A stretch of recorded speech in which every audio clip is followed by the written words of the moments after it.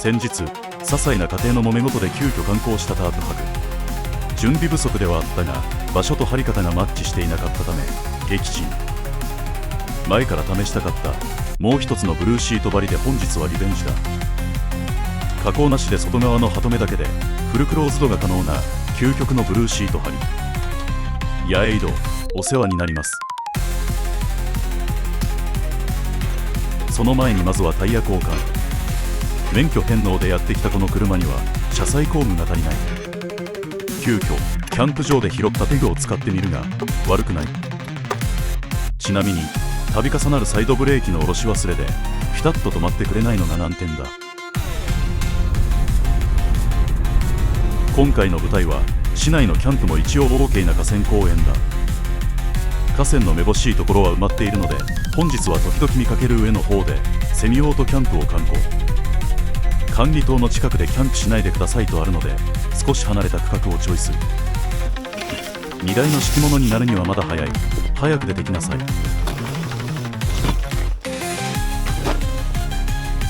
水道はない場所なので持参しましょう。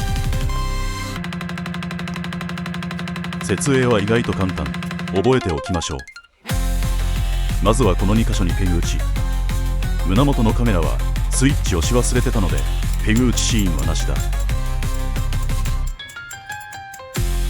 邪魔だ。どきたまえ。何様？おじさまだ。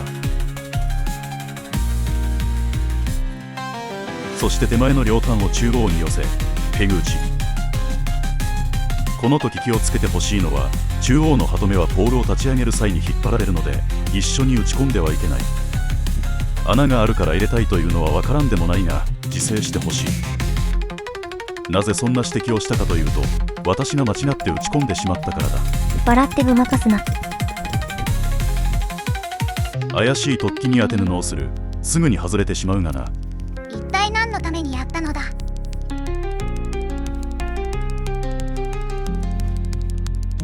思ってたほど高く上げれそうにない。こういう場合もあるので自在ポールがおすすめだ。体がでかいのでもぶれない。悲しいね。ブルーシートはごわついてしなやかさがないので一度に決めるのは難しい。とりあえず仮決めだ。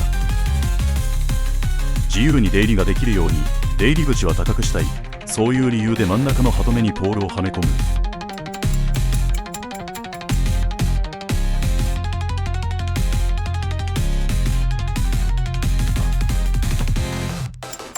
大まかな形ができたので周囲をペグで固める。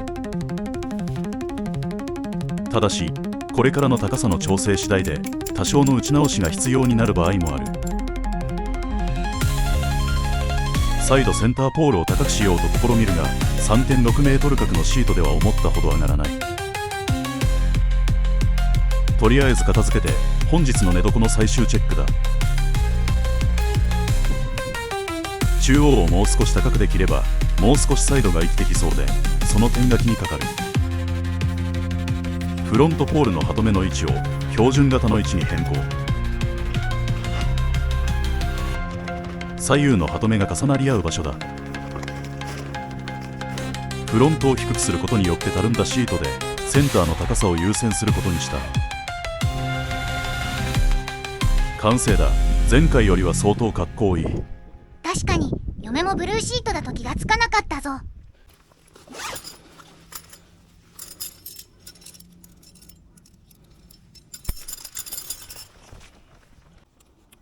まるで花輪くんの前髪ビシッと決めてやろう。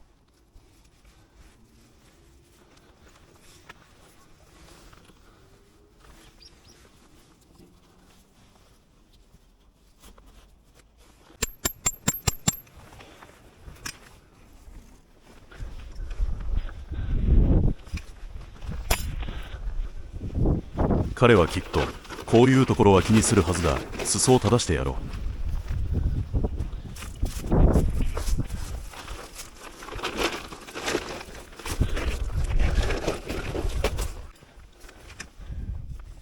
そして減らず口を封輪する。ベイビー。そう、それだ。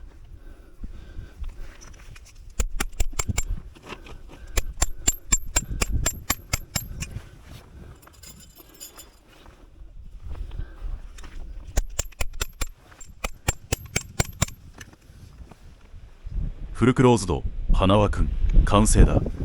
右輪さんではない。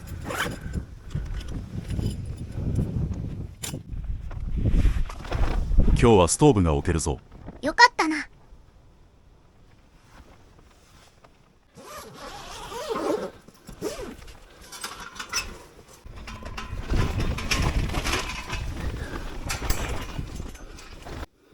ちなみに今日はソロティピーのグランドシートを代用。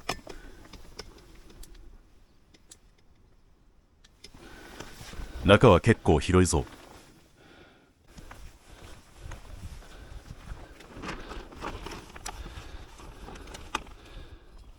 出入り口は面倒なのでこいつで固定だ。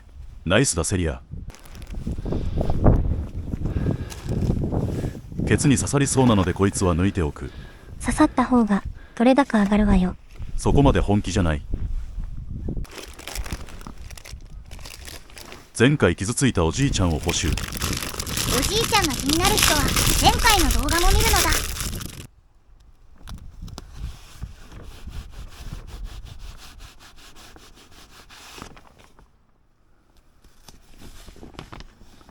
おじいちゃん、お元気でしたか？これでしばらく様子を見てください。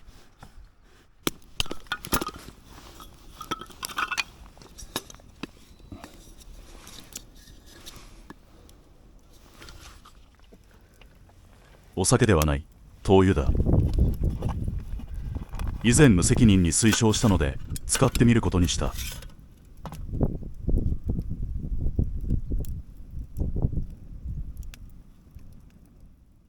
どんな感じだったのか、よかったら最後までご覧あれ。道沿いは他の利用者や車が通る。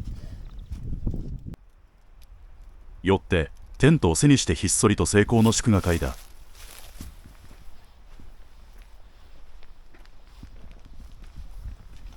ソロティピー、ソロベースにプラスアルファの広さ、ソロなら快適だ。今日は金欠なのでブラックに行っか。たまには酒を変えるのも悪くない。しかしこいつは本当にコスパが良い。トリスなんぞよりは全然好きだ。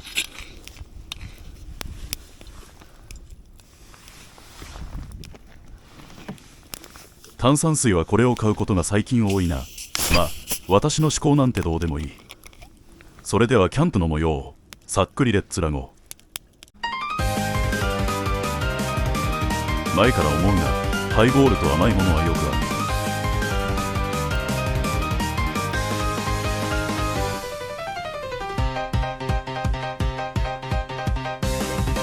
る。糖尿まっしぐらね。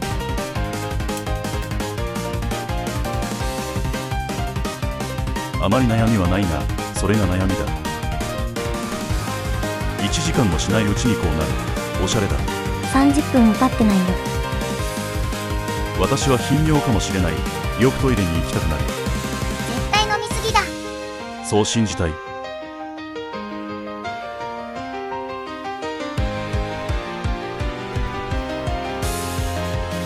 日は綺麗だ。むちゃ汚い時がある。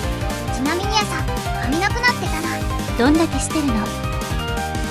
夜は電気つかない。スマホ必須だ。今日も下に5組くらい、上に2組くらいいたぞ。カメラ持ってる時に僕の若い人と鉢合わせした時はちょっと恥ずかしかったぞ。そういうこともあるから、この先の人気の温泉キャンプ場にはあまり行ってない。ネタとしては弱いので、ついでに何かあればそのうち紹介しよう。驚かせてすまん。ご飯の時間だ。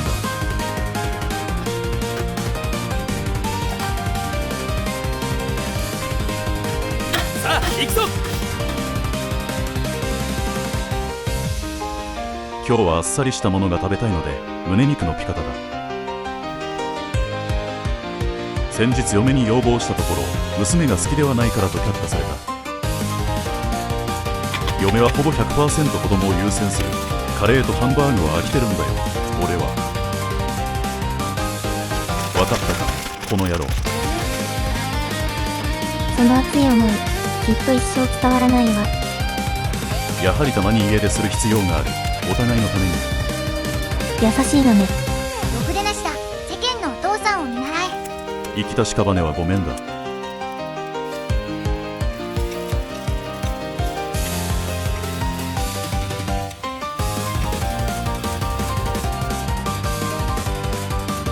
茶番は終わりだ。食うぞ。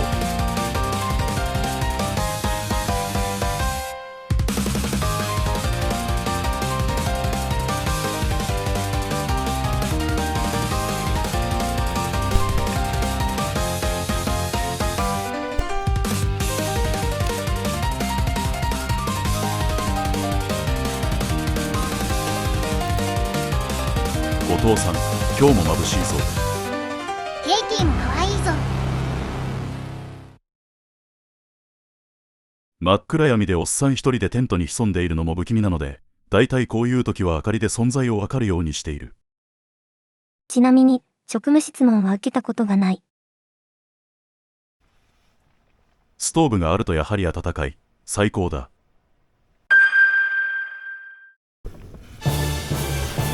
やはりブルーシートは熱に弱い。ちょっとした火の粉ですぐこのざまだ。すぐに溶けて貫通してしまうので、グランドシートも被災してしまう。グランドシートはまだいいが、これは痛い。きっとしょんべん行った時、テンション爆下がりだ。これは朝日ではなく月だが、朝を迎えたということにしておこう。だいたい明け方には消えてるんだが、今日はよく持ったな。そっか、夜明けが早くなってきたからか。こいつはうちの庭に巻いてパセリでも植えるとしよう。